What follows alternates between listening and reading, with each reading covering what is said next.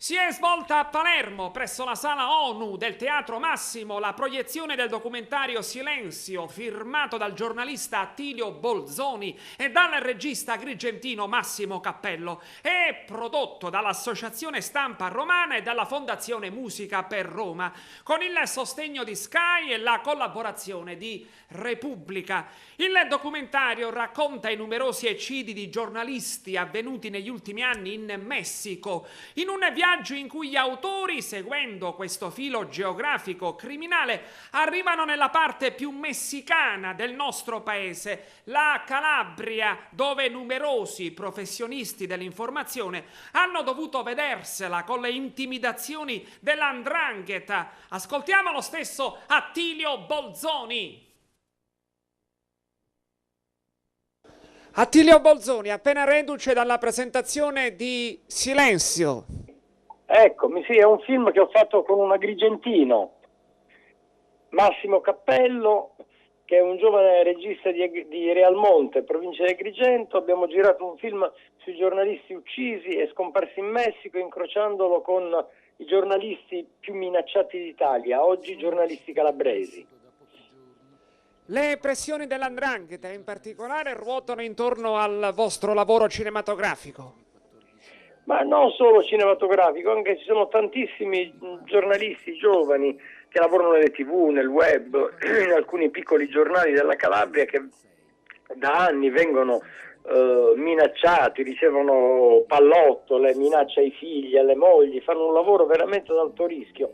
Nulla di paragonabile con quello che naturalmente succede in Messico: 80 giornalisti uccisi negli ultimi 14 anni, 16 scomparsi, nessun colpevole. Il 65% dei giornalisti aggrediti in Messico non ricevono le aggressioni e gli attentati, come si può pensare, dai narcotrafficanti, ma da autorità governative, polizia, servizi segreti, militari, e questo è spaventoso.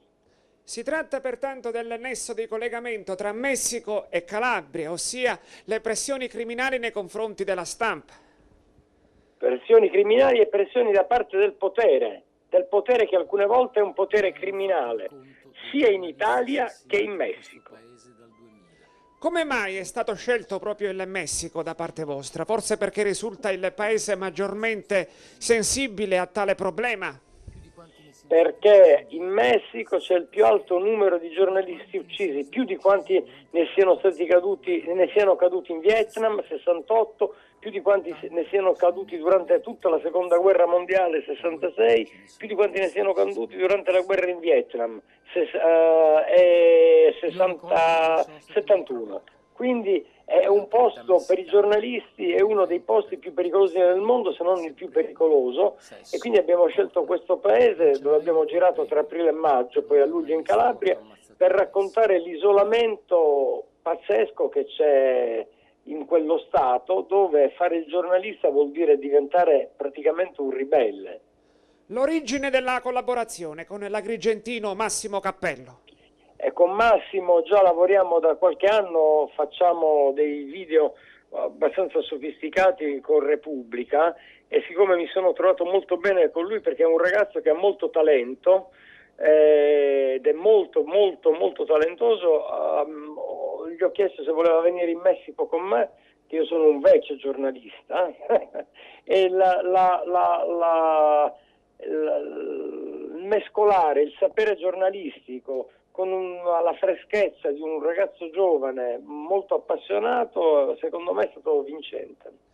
Attilio Bolzoni, in conclusione, come sarà visionabile Silenzio? Sarà proiettato nelle sale cinematografiche? Sarà diffuso sul web? Sarà nelle edicole in formato DVD? Spiegalo. Allora, sicuramente noi l'abbiamo presentato venerdì scorso all'Auditorium di Roma, l'abbiamo presentato ieri sera al Teatro Massimo di Palermo.